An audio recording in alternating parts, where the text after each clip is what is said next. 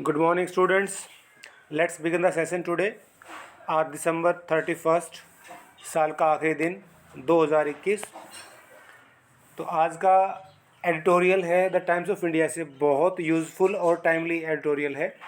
जजेस एंड जर्नोज, जज और जर्नलिस्ट के बारे में कि जज क्या करते हैं, जर्नलिस्ट क्या करते हैं। चलिए स्टार्ट करते हैं। CGI is partly right on the media mixing news and views, but judges should be less prickly too. असल में ये न्यूज़ है इस बारे में कि चीफ जस्टिस ऑफ इंडिया ने कहा है कि पत्रकारों को सिर्फ खबर दिखानी चाहिए, ना कि उसमें अपनी ओपिनियन डाल डाल के उसको मिक्स करना चाहिए। तो ये आजकल आप जब टीवी पे या कहीं पे डिबेट देखते हैं तो लोग सिर्फ न्यूज़ नहीं बता रहे होते, न्यूज़ को अपने अकॉर्डिंग अपने हिसाब से बता रहे होते हैं।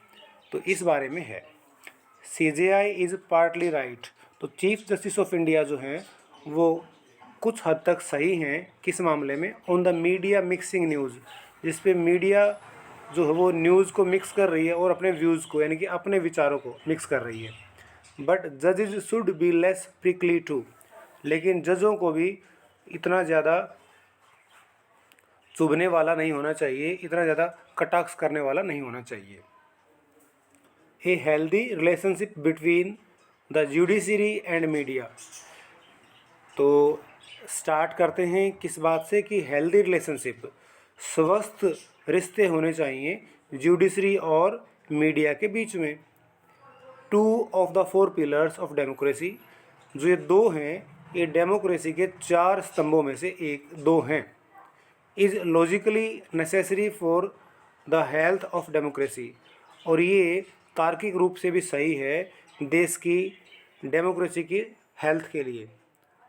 But what precisely does health mean in this context, लेकिन इस संदर्भ में सही तरीके से हेल्थ का क्या मतलब है? प्रेसाइजली होता है बिल्कुल सही, कॉन्टेक्स्ट होता है संदर्भ में, यानी कि कौन से संदर्भ में किस हेल्थ की बात की जा रही है।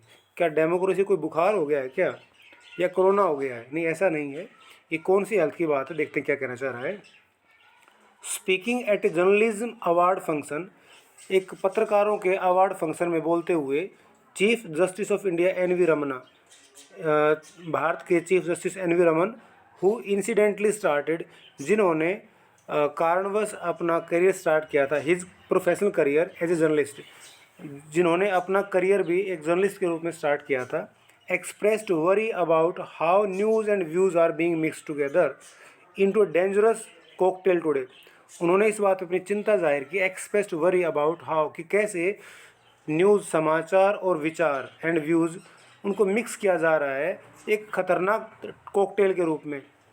As also about the recent trend to sermonise about judgments, और उस ट्रेंड के बारे में जो नया नया ट्रेंड भी चला है, जिसमें कि जब जजमेंट आती हैं तो उनको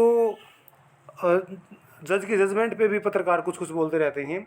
एंड विलेनाइज जजेज, और जजों को वो विलेन भी बनाते हैं, यानी कि अगर पत्रकारों के हिसाब से कोई न्यूज़ कोई फैसला नहीं आता है तो वो जजों को विलेन भी बना रहे हैं, ऐसा मतलब कहना है इनका। The separation of news and views is actually an essential guard rail for newspapers. तो कहता है इस बात को अलग किया जाना, किसको?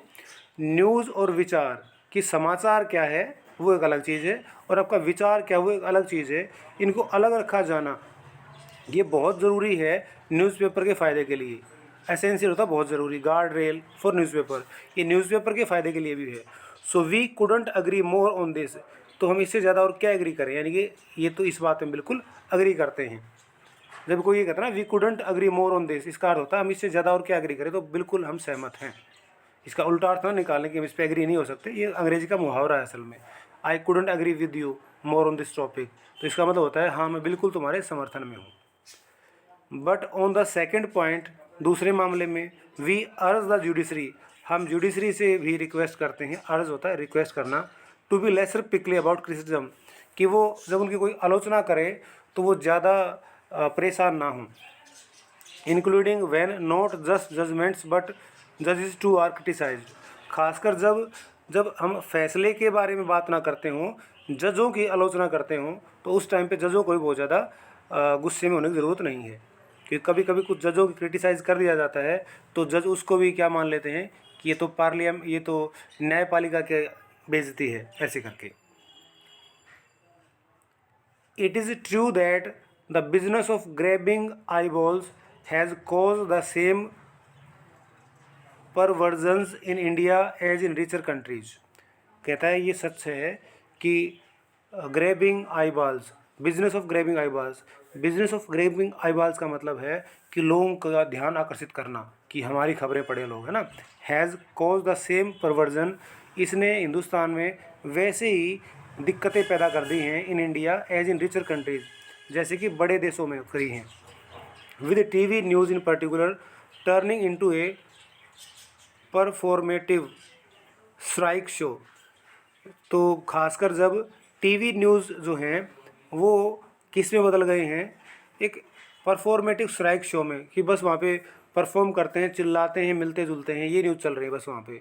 Where neutrality is only observed as absence, जहाँ पे न्यूट्रलिटी दिखाई जाती है किसके, अब्सेंस के रूप में, कि भाई कोई न्यूट्रल नहीं है, सब अब्सेंट हैं अगर वो न्यूट्रल हैं तो। यानी कि but although TV screens flash breaking news, और जो टीवी स्क्रीन्स हैं सब पे क्या चलता है, ब्रेकिंग न्यूज़, ठीक है। साइंस सीजलेसली एंड इम्प्रोबेबली, ये लगातार बिना रुके दिखाते रहते हैं और बेवजह दिखाते रहते हैं। देखो वैसे ब्रेकिंग न्यूज़ का अर्थ अगर रियलिटी में जाए तो अर्थ होता था बुरी खबर सुनाना, लेकिन अब तो टीवी वाले हर एक न्यूज़ को ब्रेकिंग न्यूज़ बनाते रहते हैं, यानी कि बस ब्रेकिंग न्यूज़ का बिजनेस चलता रहता है, ऐसा कह रहा है ये।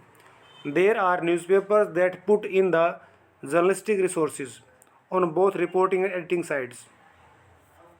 यहाँ पे कुछ ऐसे पत्रकार भी हैं, ऐसे न्यूज़पेपर भी हैं that put in the journalistic resources, जो पत्रकारों के संसाधन हैं उनका यूज़ करते हैं on both reporting and editing sides, वो रिपोर्टिंग में भी और एडिटिंग करते वक्त भी पत्रकारिता के संसाधनों का प्रयोग करते हैं।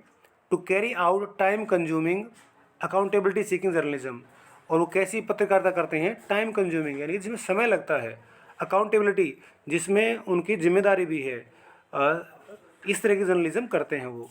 यानी कि यहाँ पे जो प्रिंट मीडिया है, अखबार वगैरह, उसके बारे में कहा गया कि वो तो प्रोफेशनल सही पत्रकारिता कर रहे हैं।